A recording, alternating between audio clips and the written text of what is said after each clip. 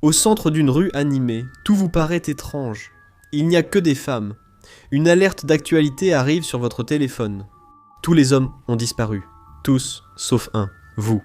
Et c'est à ce moment-là que vous commencez à entendre des cris. Des femmes paniquées appellent leurs maris, des mères leurs fils. Rapidement, une foule se forme et toutes vous demandent où sont leurs proches et pourquoi vous êtes là. Que se passe-t-il? Comme si vous connaissiez les réponses. Et si vous êtes le dernier homme vivant, félicitations. Vous représentez 100% de notre public masculin. Alors n'oubliez pas de vous abonner. Vous prenez la fuite. Vous vouliez attirer l'attention du sexe opposé, mais pas ainsi. Vous échappez à la foule, courez chez vous et claquez la porte. Vous entendez les pas marteler l'asphalte dehors. Vous reprenez votre souffle alors que votre esprit s'emballe. Mais les choses ne vont faire qu'empirer. Au bruit des rotors, vous regardez par la fenêtre et voyez un hélicoptère atterrir sur la pelouse. Vous êtes presque soulagé que votre père ne voit pas le désordre causé à son gazon impeccable. En plissant les yeux, vous apercevez le sceau du gouvernement fédéral. Sur l'une des portes, 3 agentes en costume ajusté et lunettes d'aviateur remontent l'allée à toute vitesse et frappent violemment à votre porte. On dirait le début d'une de ces vidéos qu'on regarde en navigation privée, mais vous sentez que ce sera bien moins drôle. L'agente vous attrape, vous couvre la tête et vous jette dans l'hélicoptère. Quand vous revoyez la lumière, un visage familier vous accueille. Il vous faut un moment pour comprendre que vous êtes face à la procureure générale, la femme impassible qui dirige le gouvernement et en est désormais la présidente. Chaque décision qu'elle prendra ensuite déterminera si l'humanité survit. En commençant par vous, elle expose les faits de manière claire et précise. À environ 7h47 du matin, un phénomène inexpliqué a fait disparaître tous les hommes de la planète, sans épidémie ni extinction masculine, et aucun corps n'a été retrouvé. On dirait qu'ils n'ont jamais existé, laissant derrière eux seulement le chaos. Cette disparition soudaine provoque une destruction massive inédite. Accidents de voitures, avions écrasés, millions d'accidents industriels. Le monde mettra du temps à ramasser les morceaux et mesurer les dégâts y restants. La population mondiale, d'environ 83 milliards, a soudainement été réduite de près de 49% étaient des hommes. Chaque pays sera frappé de plein fouet, mais l'impact ne sera pas le même partout. Le ratio homme-femme varie beaucoup selon les pays, même si la plupart ont une répartition équilibrée. Il y a quelques exceptions, et elles sont fortement concentrées dans une seule région. Le Moyen-Orient est instantanément déstabilisé de façon massive. Au Qatar et aux Émirats arabes unis, il y a plus de 2 fois plus d'hommes que de femmes. Bahreïn, le Koweït et l'Arabie saoudite présentent également des écarts énormes. Des pays dirigés par des hommes depuis des décennies passent soudain sous la direction d'une minorité féminine. Une population exclue du pouvoir dans ces états pétroliers. En Chine, l'impact n'est pas réparti équitablement entre générations. Des décennies de naissances sélectives, selon le sexe, signifient que certains groupes d'âge comptaient déjà des dizaines de millions d'hommes de plus que de femmes, et maintenant des pans entiers de la population ont effectivement disparu du jour au lendemain. Mais c'est là que les États-Unis ont un avantage. Il y a beaucoup de femmes à des postes de direction au Congrès et au Sénat, à la Cour suprême et au sein du cabinet. Au début de la crise, assez de monde permet de maintenir le fonctionnement. L'incertitude sur la capacité d'une Cour suprême à 4 de rendre des décisions contraignantes sera traitée plus tard. Mais il y a un certain nombre de secteurs où les femmes sont encore massivement sous-représentées, et l'impact est immédiat. Cela signifie donc que de nombreux emplois essentiels manquent soudainement de travailleurs. L'industrie du transport routier est à l'arrêt. Seuls 10% des chauffeurs sont des femmes. Les marchandises ne circulent plus, les itinéraires sont bloqués, et les produits se gâtent. Et ce n'est pas le seul domaine où il y aura soudainement beaucoup de postes vacants. La plupart des métiers manuels ressemblent à des clubs très fermés d'hommes. Les plombiers comptent seulement 16% de femmes, soit le plus faible taux du secteur. Les mécaniciens automobiles suivent avec 36%. Plus inquiétant, seuls 47% des pompiers sont des femmes, et de nombreux incendies surviennent après des disparitions soudaines. Les compagnies aériennes ont récemment recruté plus de femmes pilotes, permettant à de nombreux vols d'avoir des pilotes ou copilotes femmes assurant la sécurité en vol. Une autre profession sous-représente les femmes, ce qui pourrait influencer le destin du monde. 7 pays imposant la conscription féminine, dont la Norvège, la Suède et Israël avec un service militaire universel. Ces pays auront un avantage majeur dans le nouvel ordre mondial à venir, où seules les femmes seront soldats. La Corée du Nord impose aussi la conscription aux femmes, bien que non généralisée, ce qui pourrait en faire un royaume ermite féminin. Beaucoup de femmes servent dans l'armée. Kim Jong-un a une sœur prête à poursuivre le régime, ce qui provoquera d'importants bouleversements géopolitiques. Le pouvoir en Amérique du Nord devrait rester stable. Aux États-Unis, plus de 17% du personnel militaire actif sont des femmes, et le Canada maintient également une forte présence féminine dans ses forces armées. En Asie, la plupart des pays ont moins de femmes en uniforme, mais leur nombre reste notable, comme 10% au Japon et près de 7% en Corée du Sud. La Chine compte seulement 4 à 5% de femmes dans ses rangs, mais cela représente un nombre important en valeur absolue. Il est peu probable qu'une guerre éclate bientôt, les gens ayant des soucis plus urgents que de se bombarder. Pendant que le président détaille la crise, vous vous demandez ce que vous faites là.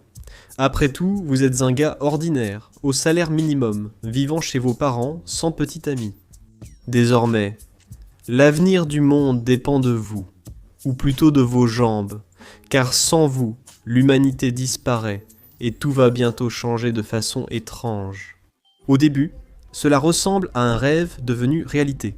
Toutes les femmes vous voudront, tôt ou tard, même cette fille de votre dernière année qui avait dit « Même si tu étais le dernier homme sur Terre, jamais ». Elle risque de regretter ses paroles, mais la situation est plus dangereuse pour vous. Alors que les analystes diffusent des images du monde entier, vous réalisez être déjà à la une. Une photo de vous prise dans la rue fait le buzz sur les réseaux, qui vous voient comme le dernier espoir de l'humanité. Votre nom est mentionné en italien, en espagnol, en portugais, même en arabe. La Corée du Nord diffuse des images de vous sur sa seule chaîne d'information. Des émeutes ont déjà éclaté en réaction à la panique soudaine, bien que la plupart restent localisées. Beaucoup de femmes sont encore chez elles, en deuil, en train d'assimiler ce qui s'est passé, ou fixant un siège de toilette. Cela ne sera plus relevé, mais la réponse reste limitée vu le manque de forces de police et de militaires. Les gouvernements comprennent qu'il ne s'agit pas seulement d'une catastrophe, mais d'une extinction. Sans hommes, la reproduction devient impossible. Les femmes finiront par disparaître et tout dépend de vous. Quelle pression! On décide de vous transférer dans un complexe plus sécurisé.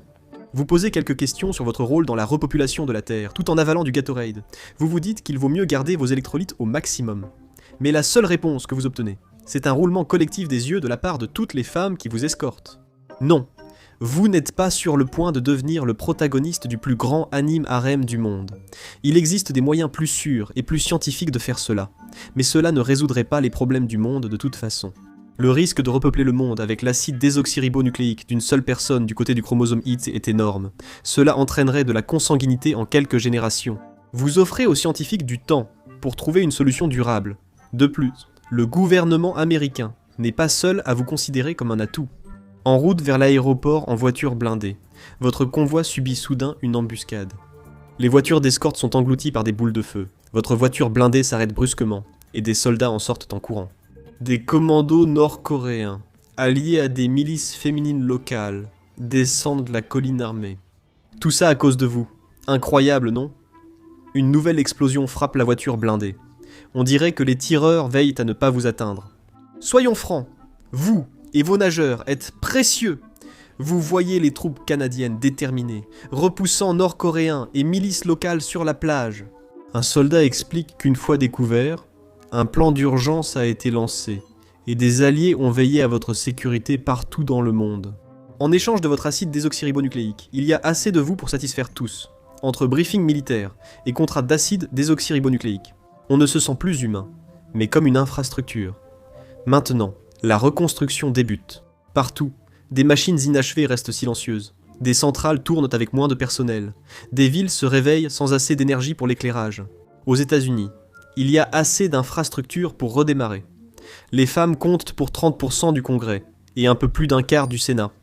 En urgence, elles peuvent diriger. Ailleurs, il faudra élire un nouveau gouvernement. Dans tous les cas, réparer les infrastructures sera prioritaire. Les femmes expertes en entretien de centrales, usines et puits de pétrole seront cruciales dès maintenant. La société se réorganise subtilement. Les villes sont plus sûres, calmes, et la publicité, le divertissement et la culture des rencontres ont changé.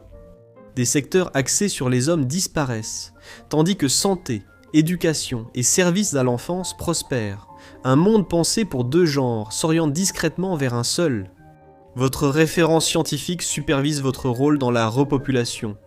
Vous lui dites qu'un magazine et un peu d'intimité vous suffisent. Ils veulent s'assurer que vous comprenez la génétique. Votre acide désoxyribonucléique sera utilisé et conservé seulement si besoin. Avoir des enfants n'est pas la priorité, vu le chaos mondial, mais ils éviteront la consanguinité. Un couple seul ne pourrait repeupler la planète. Leurs défauts génétiques se transmettraient et affaibliraient peu à peu le génome humain. Au mieux, les scientifiques gagnent quelques générations. Au pire, l'arbre généalogique s'effondre en moins d'un siècle.